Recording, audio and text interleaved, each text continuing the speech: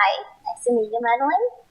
Nice to meet you. Can you give us a little bit of a summary of your job and what you do? Yeah. So I work on American Dad as a post-production storyboard revisionist. So basically what I do is when the show comes back from overseas where it's animated, there are often a lot of animation errors that need kind of fixing. So I'm in charge of making the fixes so that it can get sent back and reanimated. And that can range from anywhere to like moving pupils slightly or redrawing an entire scene if the writers don't like how it played in animation. So it's a pretty, I like the amount of variety. There's a lot of variety in my job. Basically, you're in charge to make that everything is neat and well done. Yeah, that's my department. Final touches. In your line of work, is there a place where you would say that it has changed your artwork, like in a personal level? Yeah, I've recently run into this a little bit. So I've been getting back into figure drawing. And a long time ago, back when I started on the show, when I was first learning how to draw these characters, a director told me, you need to remember you're not drawing people, you're drawing American Dad characters. Oh, damn. Because I was doing things like putting tapers on their arms and, giving them proper anatomy, which they don't have. So I do worry that I've broken my brain a little bit, because now that I've gotten back to figure drawing, it's definitely a little harder to get my proportions not looking like American Dad characters. You got them so used to it. You draw something every day, it'll come back to your style. But I think it's also helped me with the way our character designers simplify certain things when they draw humans, has helped simplify things better in my own artwork. So it's a give and take. It was a learning experience after. Absolutely. In many ways. Oh, that's really cool. And the fact that you're coming back to your maybe like roots. Yeah. I've been trying to do more life drawing lately because I've become aware that I've neglected that skill quite a bit. I'm pretty sure that you're doing great. I saw your portfolio and I was like so impressed and I was so excited. Well, I appreciate that. Do you implement like symbolism in your professional work or your more like personal work? I personally don't do any of the writing for my professional work, so any symbolism included in that is probably like something the writers decided to include. Mm-hmm. It's my job to like supplement whatever they've written, make it look good on the screen. So I end up working with basically whatever they write. And in my personal work, I tend to use some amount of symbolism in my own work, I would say. Some like slightly like maybe like personal touches to your own artwork. Yeah, absolutely. That's really cool. In your line of work, or have people asked you to implement like your sense of color theory?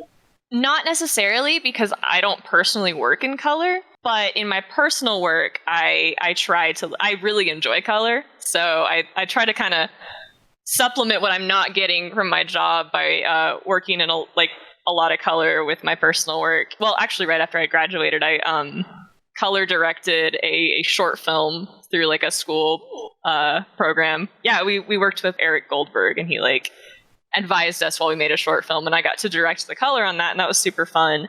Do you think that color can implement some sort of like symbolism into your work later on, or? Oh, absolutely. Colors have like certain moods associated with them, like yellows and oranges and stuff are bright and happy, warmer colors, and cool colors. They're cold and they might make you sad depending on the use. Like some colors make you sick or hungry.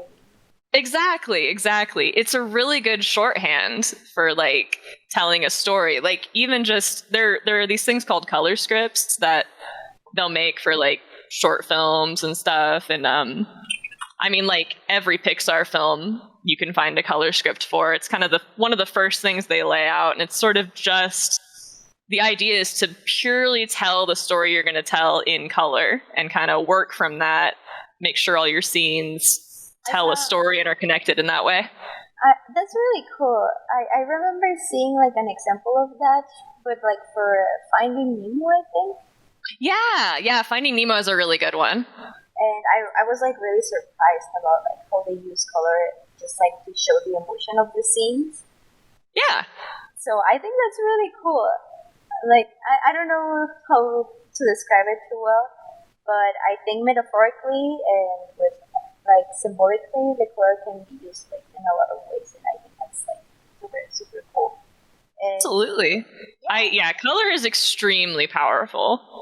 And the fact that you can implement them in your work, like as a professional animator and like as in your independent work, I think it's like really cool that you use it and you manifest like such excitement for color.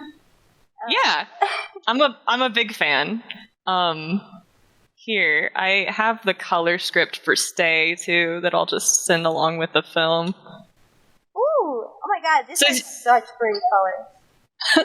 So you can totally see how it starts out light but also desaturated, and then by the end it's extremely saturated. And the saturation is kind of directly connected to the friendship between the dog and the girl. It was about this girl who was dog sitting for a dog that was actually an alien.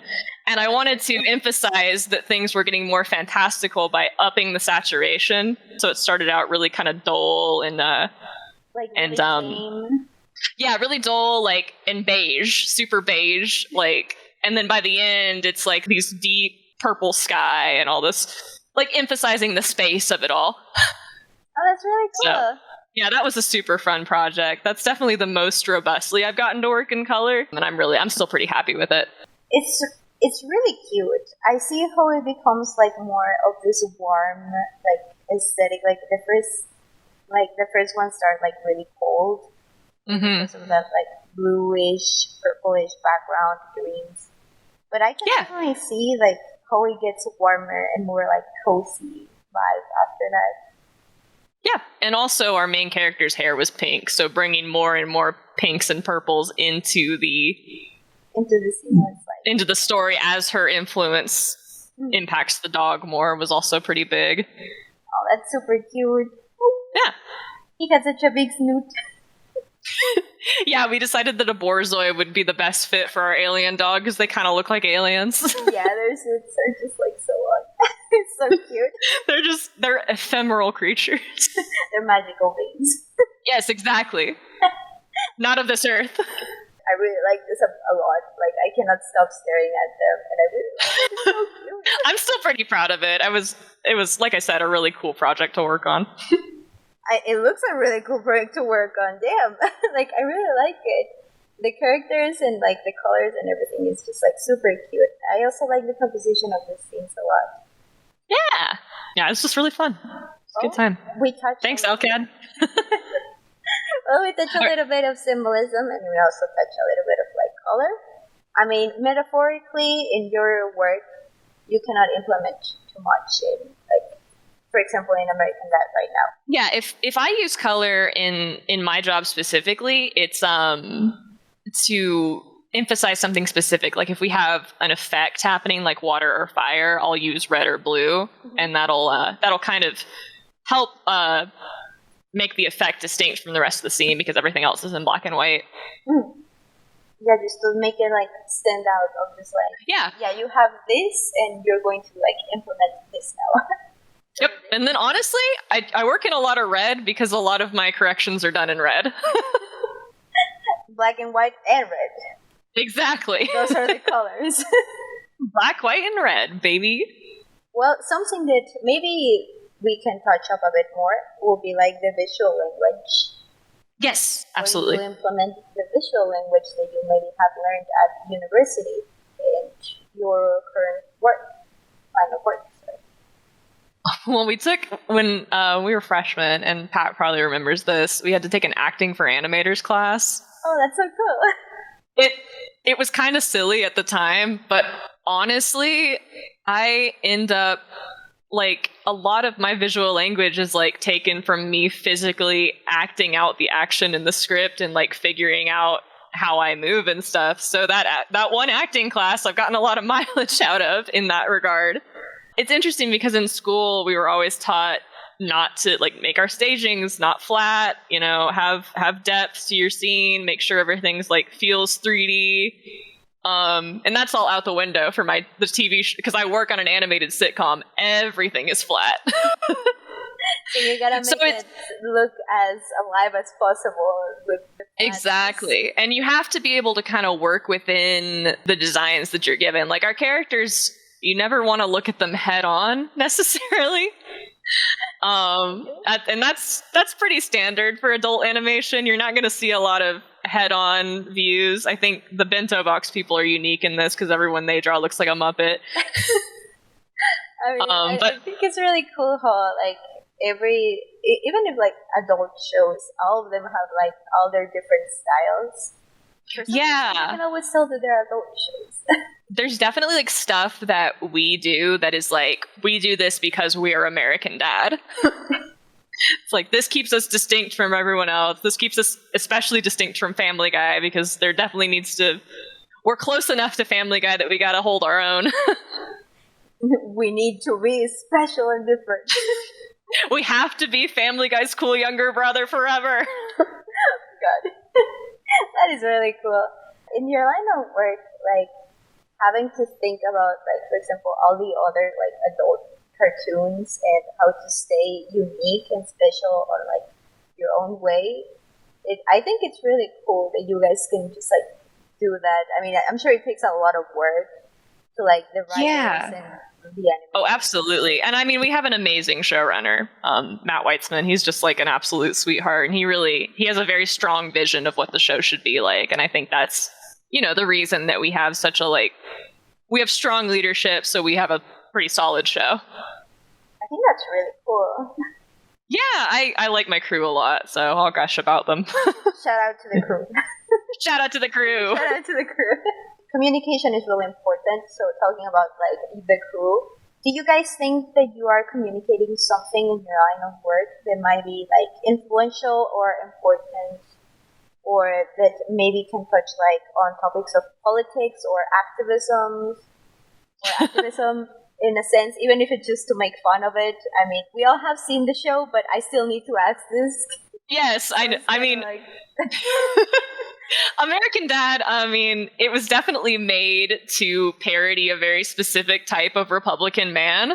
So, like, since its institution has been a pretty political show. But, I mean, that said, I think that we write a really good balance between having characters that are definitely parodies of, like, actual types of people that we're making fun of, while also keeping them characters and having them have, you know, their own arcs and their own, like, being their own people, even if yes, exactly. They're not just caricatures, they're also people and characters. And I think that more than anything is what, like, sticks with the audience and why people talk about liking American Dad and talk about how it's surprisingly good.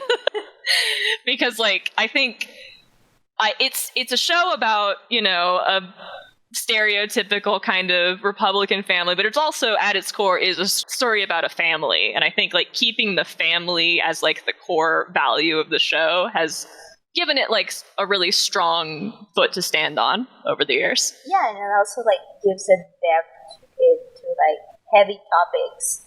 Yeah, it makes you care about the characters. And if you care about the characters, you want to watch them, you want to see what they do, even if they're being kind of idiots sometimes. And that's kind of, you know, that's where we ride the balance. I mean, our show social media is just like the alien Roger having an Instagram account. That's like the Instagram for our show is just Roger. So it is really all about the characters. I really like the topics that American Dad touches.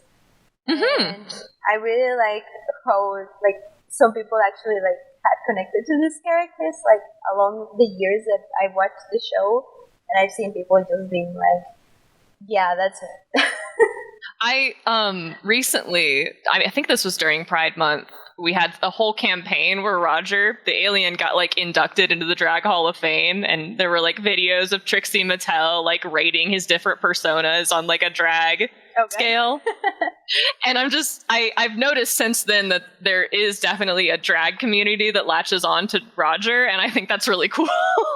Yeah, because, like, yeah, he is a drag queen. At one point, we all had, like, felt it. Roger, like, yep, that's me. There's a Roger persona for everyone. Exactly. I think the appeal of American Dad is that there is something deeper to latch onto with all the characters like that. And I think that is on our writers and our showrunner for having such like a strong connection to the characters and knowing how to write characters that stick with people and resonate with them, even though it's a comedy show. No, I mean, a lot of characters, like, for example, the stereotypical, like, older sister or the like, model mom sort of things have always, like, stick up mostly, like, in the people surrounding me or, like, in my school, for example. Mm-hmm. That they always have been, like, that they feel like the older sister from American Dad. Like, all my high school is just like, yep. It's all Haley's. It's all Haley's in here. And I think it's really cool. Yeah. When you said that all these, like, cartoon shows that you had worked on have, like, evolved with its audience or try to keep themselves as fresh as possible in, like, for example, like, heavy topics or, like, politician topics, like, for example, as The Simpsons touching, like, the presidential campaigns or some sort of stuff like that. Like, have you guys had to work on something that is, like, more modern or in the time to make a reference? The closest I can think of to that is the episode that we did that was about the Overwatch World Tournament. Oh, God. Dad, heal our tanks! What the who now? You don't know the words heal or tanks? I know tanks. You see me rock tanks all summer long. Which was pretty funny. So, like, occasionally, yeah, we do interact with reality in that way. But I think, in general, American Dad doesn't get too current, and part of that is just the nature of our production schedule. Like, we make the episodes like a year before they air, so we can't be like super duper topical necessarily. Like, we can't write about things as they're happening like South Park does. Yeah, and then South Park is just like super quick on doing. Well, it's because their turnaround is like a week long. I cannot imagine doing things as fast as they do them on South Park. It's terrifying. It's like, people describe it as going to war. Actual hell. The turnaround is pretty crazy on there because people get burnt out really fast, but like, it seems like kind of a cool experience too. It's a very different pipeline than I'm used to. How do you think that the things that you had worked on impacted, like, your audience? It's hard for me to know like how it's necessarily being received directly by our audience, but like I do check like people's responses to social media on social media if an episode that I worked on that I really liked comes out. Like, recently we had our Scooby-Doo parody episode air, and I was like checking all the comments, and people really liked it. Oh, that's really and it was interesting though because we had Steve dressed up as Velma. Mm-hmm. And there were a lot of comments about that. People were like, "Why'd you make Steve Velma and Haley Freddy? That's so weird." And I was like, oh, I didn't even think about that when we did it because Steve has like glasses in Velma's hair, so it just made sense to do it the way that they did it. So and then it's like this sense of like provoking people without noticing. Like people reacted to that, and I didn't even expect any sort of like people react to stuff I don't expect them to. But then for the most part, people react positively to the things we do, which makes me happy, and people like Roger, so. As long as people like Roger, we're all set. Exactly. Have you seen that there has been like some negative like interpretation of your work? I can't think of a specific episode, but when they were doing that Drag Hall of Fame promotion with Roger, the Instagram comments were a real mixed bag. I'll tell you what, a lot of homophobic fans coming out of the woodwork, which is weird to me because Roger is what he is. Like, I mean, they will use any excuse to just come out of their rugs, but exactly. But I mean, yeah, there's definitely. I mean, I think the key is to just not really let it affect you, and it's kind of easy to not let it roll off my back because usually when they're reacting to an episode, it's been a year since I worked on it, so I'm not really feeling any personal stake at that point. So it's not that direct of a hit because it would feel a lot worse if somebody made fun of the drawing I did of a cat girl on my Instagram than if somebody made fun of an American Dad episode. it's professional work, so I try not to take it too personally, but I definitely do like get a little warm fuzzies inside whenever I see somebody talking nice about American Dad, or if I see somebody saying it's better than Family Guy. That's my guilty pleasure. I'm like, I mean, it's your hard work, and it's the hard work of your team. Of course you're gonna be proud. exactly. So, in your line of work, how do you personally like use visual language, like, and more now that like you are in charge of fixing those errors on the animation? Like, It's very important specifically for us to have good eye direction. Because the eyes are very like key in terms of directing like the viewer's eyes. We tend to follow people's lines of sight. So if the eyeballs are even a fraction like off and you have them looking down at someone's chest, it's like extremely noticeable. and maybe it might send like the wrong message to the audience. Exactly. You don't want to have Stan staring at his daughter's boobs for an entire conversation. So, I mean, that's a major thing that I have to like be really conscious of, and I've become even more conscious of it as I've worked this job and as I've had to fix so many little tiny eye direction things that completely change the meaning of a scene.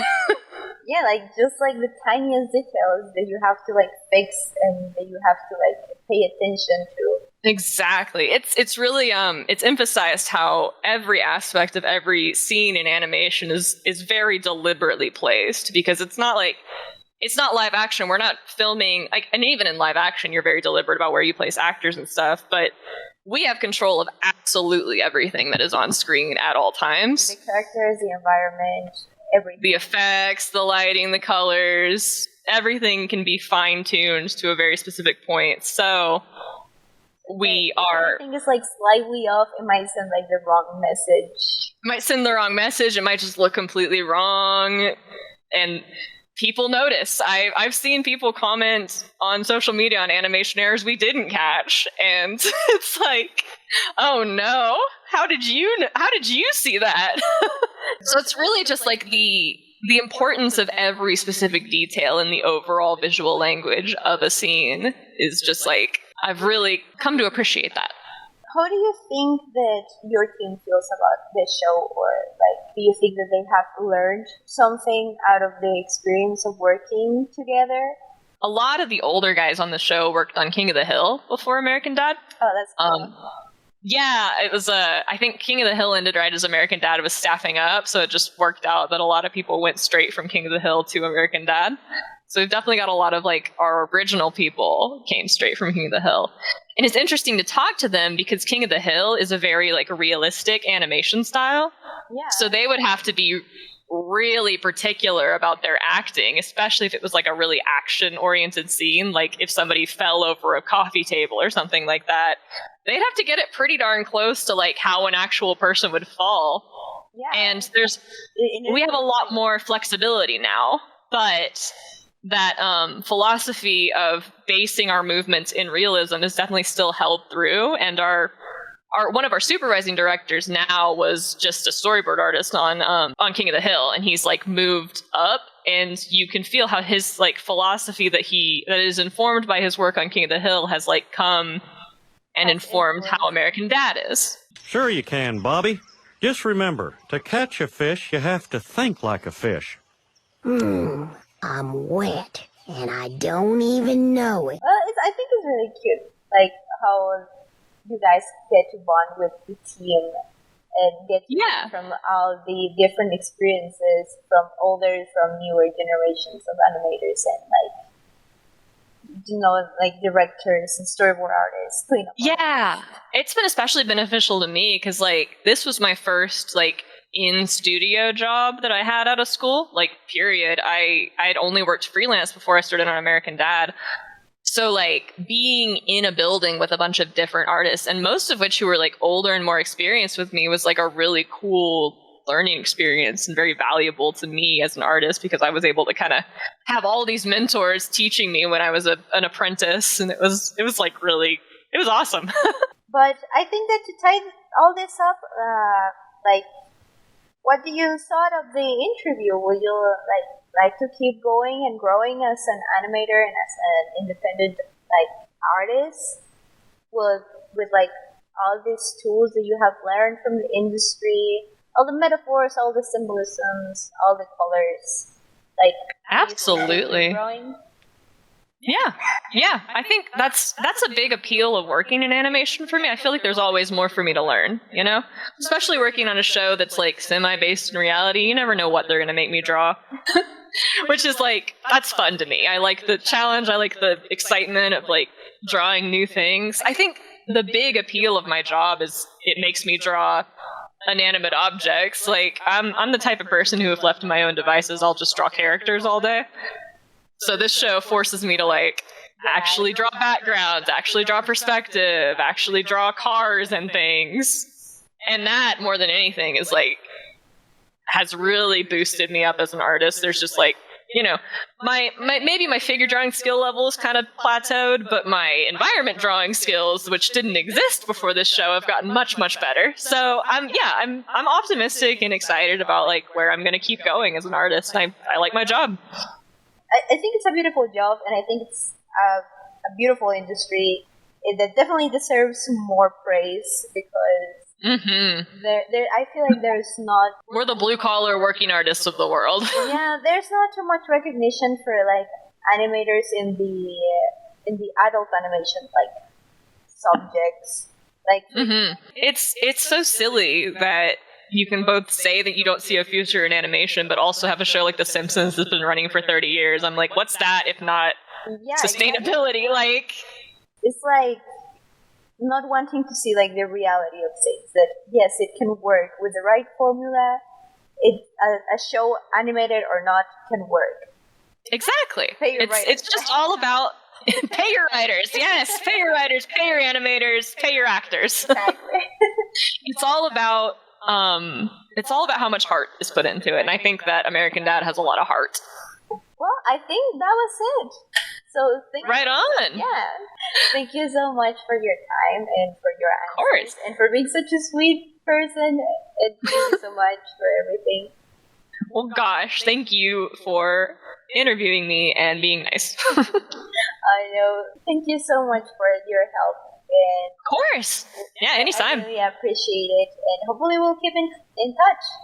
Yeah. No, like I said, feel free to add me on Discord and, let me know if you have any other questions about anything. Thank you so much.